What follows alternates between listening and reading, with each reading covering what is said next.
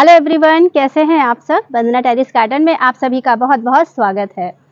Friends, आज की video में मैं आप लोगों को बताने वाली हूं कि गुलाब के पौधे को कैसे तैयार करना है। हमें अगर सर्दियों में ढेर सारे बड़े बड़े फूल लेने हैं और ज़्यादा क्वांटिटी में फूल चाहिए तो वैसे मैंने कई वीडियो डाल रखी है अपने चैनल पर गुलाब से फूल कैसे लेने हैं सर्दियों में।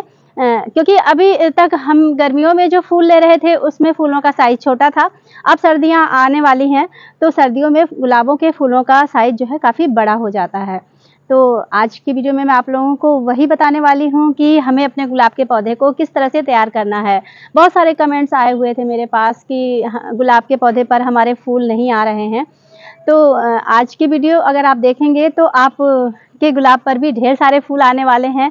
उसके लिए आपको क्या करना है कि गुलाब के पौधे की कटाई छटाई करना है, उसको खाद पानी देना है, उसको हमें बिल्कुल तैयार करना है सर्दियों में फूलों के लिए।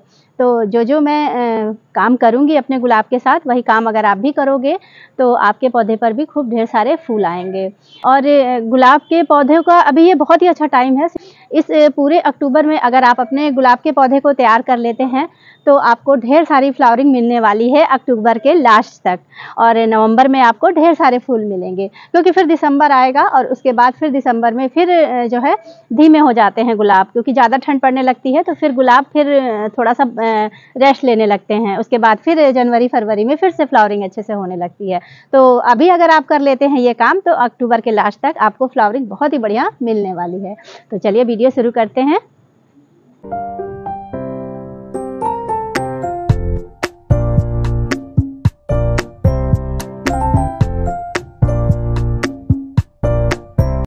तो फ्रेंड्स, गुलाब एक ऐसा पौधा है जो कि पूरे साल फ्लावरिंग करता है। भले ही फूलों का साइज छोटा हो पर वो फ्लावरिंग तो पूरे साल करता है। अब जो असली टाइम आ रहा है गुलाब के फूलों का सर्दियों में भर भर के फ्लावरिंग होती है और फ्लावर का साइज़ भी काफ़ी बड़ा होता है। तो गर्मी और बरसात में जो फ्लावर का साइज़ था वो छोटा था और पूरे साल फ्लावरिंग करते करते प्लांट भी पूरा झाड़ीनुमा हो जाता है। काफ़ी लंबी लंबी ब्रांच हो जाती हैं और गुलाब का एक नियम है कि जो नई ब्रांच होती है उसी में फूल आते हैं। तो हमें अगर सर्दियों में फूल चाहिए तो हमें अभी तैयार करना होगा अपने गुलाब के पौधे को। सबसे पहले तो इसकी करनी होगी हमें कटाई छटाई। तो जब हम इसकी कटाई छटाई करेंगे तो उसमें नई ब्रांच निकलेंगी और फिर उसी में अच्छी अच्छी कलियां बनेंगी और फिर फूल खिलेंगे। तो कटिंग करने के लिए सबसे पहले आपको एक प्रूनर की आवश्यकता होगी, जिसे हम कटर भी कहते हैं। कटर बहुत ही ज़्यादा शार्प होना चाहिए ताकि जब हम प्लांट को कट करें तो एक बार में ही वो कट जाए, तभी अच्छी कटिंग होगी। इस तरह से जो है एक बार में ही कट जाना चाहिए। अब देखिए, जैसे कि गुलाब जो है काफ़ी पूरे साल फ्लावरिंग करता है तो उसमें जो पुरानी ब्रांच होती हैं वो सूखने भी लगती हैं। उनको हटाना बहुत ज़रूरी है क्योंकि जब हम पुरानी सूखी ब्रांच को हटाएंगे तो जो प्लांट अपनी एनर्जी है वो अपनी जो ग्रीन वाली ब्रांच है उसमें लगाएगा। तो इन सब चीज़ों को हमेशा ध्यान रखना चाहिए। वैसे भी पूरे साल भी आपको अपने गुलाब के प्लांट को चेक करते रहना चाहिए कि उसमें कोई सूखी ब्रांच है, वो उस ब्रांच को आप काट करके निकाल दीजिए। अब इधर बारिश के महीने में प्लांट की इतनी देखभाल नहीं हो पाती है। अब जब बारिशें रुकी हैं और हमें अब सर्दियों के लिए अपने प्लांट को तैयार करना है तो हमें सूखी ब्रांच को हटा देना है। अब देखिए, ब्रांच जब कितनी भी हार्ड हो, मोटी हो, इसीलिए मैंने बोला था जब शार्प होता है आपका कटर तो बहुत ही आसानी से देखिए इस तरह से कट जाता है। अब इसको जब हम हटा देंगे तो हमारा प्लांट भी नीट एंड क्लीन लगेगा, अच्छा लगेगा। सूखी सूखी ब्रांच हट जाएंगी, पौधे में नई नई ग्रोथ होगी, प्लांट सुंदर लगेगा। आप देखिए, जैसे मेरा ये प्लांट है, इसमें नीचे की जो टहनी है वो काली हो चुकी है, बाकी ऊपर तो हरी है। तो इसका मतलब है इसमें डाई बैक की समस्या है। और बगल में जो टहनी है उसमें कली भी आ रही है, तो वो वाली डाल अच्छी है। हमें इधर वाली डाल को जो सूख रही है इसे हटाना है। ऊपर भले ही हरी हो पर अगर नीचे से काली हो रही है तो वो धीरे धीरे करके सूख जाती है। काफ़ी मोटी टहनी है, मैंने काफ़ी मुश्किलों से इसे कट किया। अब कट करने के बाद मैंने पूरा ऊपर से कट नहीं किया था, नीचे वाली डाल को मैंने बाद में फिर से इसको हिला करके तोड़ दिया।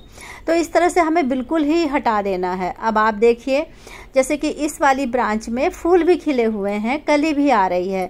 हमें कली और फूल का मोह नहीं करना है। हमें अभी नीचे से मैंने इस ब्रांच को हटा दिया, फिर से नई ब्रांच निकलेगी और उसमें फिर फूल आएंगे। अब आप देखिए फूलों का साइज छोटा है। अब अगर हम नीचे से जो टहनी आएगी फिर उसमें जो फूल खिलेंगे वो फिर और अच्छे बड़े साइज के होंगे। तो अभी तो ये लगने लगता है कि देखो कली लगी है, फूल खिल रहे हैं, चलो कुछ दिन और खिल जाने दो, ऐसा नहीं। अभी टाइम है, आप अपने गुलाब को बिल्कुल अच्छे से प्रून कर दीजिए। बिल्कुल भी अगर कलियां आ रही हों तो देखो इस तरह से बिल्कुल भी मोह मत करिए कि कली आ रही है हम नहीं काटें। तो देखो मैं भी अपने जो भी कली आ रही है उसको मैं सबको कट कर दूंगी, क्योंकि अभी मुझे फूल नहीं चाहिए। फूल मुझे चाहिए सर्दियों में अच्छी क्वांटिटी के और अच्छे साइज के। तो उसके लिए जब हम अभी इन सब बातों को इग्नोर करेंगे कि हमें फूल, अभी फूल मत लीजिए अपने गुलाब से, इन सब बातों को इग्नोर करके आप जो है कटिंग कर दीजिए पूरी अच्छे से। कटिंग भी करते समय आपको इन सब बातों को भी ध्यान में रखना है कि जो बहुत छोटा प्लांट है, जैसे कि आपने अभी 1-2 साल पहले प्लांट लिया हो, उसको बहुत ज़्यादा हार्ड प्रून नहीं करना है, हल्का हल्का सा प्रून करना है। और जो आपके पुराने पौधे हैं, बड़ी बड़ी टहनियाँ हैं, उनको आप हार्ड कर सकती हैं। तो इस तरह से जो है आप अपने प्लांट की कटिंग करिए और इन सब बातों को ध्यान में रख के कटिंग करिए। ऐसा नहीं कि पता चला आपने बिल्कुल नीचे से कट कर दिया तो पता चला पौधा बिल्कुल ख़राब हो गया, मर गया। तो कटिंग करते समय इन सब बातों को ध्यान रखिए। छोटे पौधे को कम कटिंग करिए, हल्का हल्का सा प्रून करिए, और जो बहुत ज़्यादा लंबी ब्रांचें हों उनको थोड़ा सा आप ज़्यादा हार्ड प्रून कर सकते हो। जो बहुत पुराने पौधे हैं उनको आप काफ़ी हार्ड प्रून कर सकते हो। इस तरह से अगर आप ध्यान रख करके अपने प्लांट को प्रून करोगे तो सही ढंग से प्रूनिंग होगी। तो अब देखो ये भी देखो कलियां आ रही हैं, मैंने फिर इसको कट कर दिया और मैंने 5-5 इंच छोड़ भी दिया है। अब दूसरा काम आता है इसमें, हमें जहाँ जहाँ से हमने कटिंग किया हुआ है उनमें सब में हमें लगाना है फंगीसाइड। फंगीसाइड में साफ का यूज करती हूँ, अच्छा होता है साफ फंगीसाइड हमारे गुलाबों के प्लांट के लिए। तो आप देख सकते हैं इस तरह से जहाँ से भी मैंने प्रूनर लगाया हुआ है अपने गुलाब की टहनी को, उन सभी को सील करना बहुत ज़रूरी है, सभी को कर देना है। मैंने सारे जितने भी प्लांट थे मेरे सभी की कटिंग करके मैंने सभी में फंगीसाइड लगा दिया है।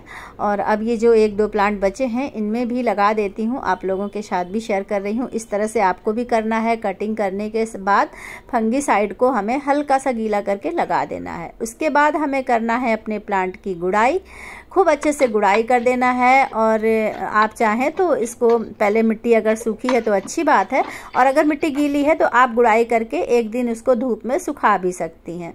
इस तरह से मिट्टी को खोल देना है। आप देखिए मेरी मिट्टी कितनी भुरभुरी है, और जब भुरभुरी मिट्टी होती है तो गुड़ाई करने में भी काफ़ी आसानी हो जाती है।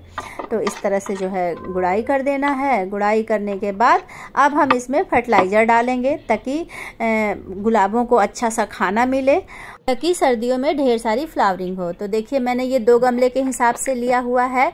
2 मुट्ठी बर्मी कंपोस्ट है और 2 चम्मच नीम खली है, 1 चम्मच एप्सम सॉल्ट है और 1 चम्मच आयरन डस्ट है और 2 चम्मच बोन मील है।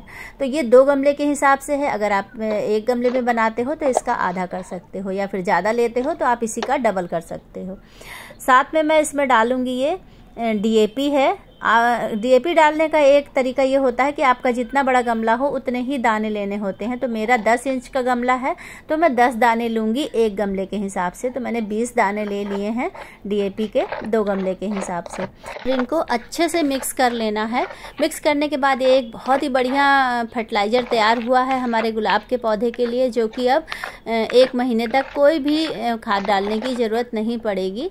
और वैसे भी तो गुलाब काफ़ी हैवी फीडर है। जब फूल आने का टाइम होता है तो हमें अपने गुलाब को हर 15 दिन में फीडिंग करवाना चाहिए, पर इसमें जो ये चीज़ें हैं ये आपको 1 महीने तक काफ़ी हद तक अपने प्लांट को फूड देती रहेंगी। बाकी आप बीच बीच में लिक्विड फर्टिलाइज़र भी देते रहेंगे तो और अच्छा होगा। तो मैंने 2 गमले के हिसाब से जो बनाया था मैंने दोनों गमलों में डाल दिया है। बाकी गमलों में मैं डाल चुकी हूँ पहले ही, क्योंकि अगर आपको हर एक का दिखाती तो वीडियो बहुत ज़्यादा लंबा हो जाता, इसलिए मैंने सभी को पहले डाल लिया है। 2 गमले छोड़ दिए थे वो मैं आप लोगों के सामने डाल करके दिखा रही हूँ। अब इसमें डालेंगे पानी, क्योंकि खाद डालने के बाद पानी बहुत ज़्यादा ज़रूरी होता है। पानी में मैं मिला रही हूँ ये चूने का पाउडर। ये हमारे प्लांट को कैल्शियम देगा। वैसे तो बोन मील में भी कैल्शियम होता है, पर वो हमारे प्लांट को धीरे धीरे मिलता है। इस तरह से अगर हम देते हैं तो हमारे प्लांट को तुरंत ही मिल जाता है। तो मैंने 1 लीटर पानी में 1 चम्मच चूने का पाउडर लिया हुआ था। ये 2 गमलों के हिसाब से मैंने लिया हुआ था। तो इस तरह से मैंने अपने सभी गुलाब के पौधों को बिल्कुल रेडी कर लिया है, प्रूमिंग करके, फंगीसाइड लगा के और फर्टिलाइजर दे करके। इसी तरह से आप भी अपने गुलाब के पौधे पर ये सारे काम कर सकते हैं। मेरे गुलाब के पौधे अब बिल्कुल तैयार हैं सर्दियों में फूल देने के लिए।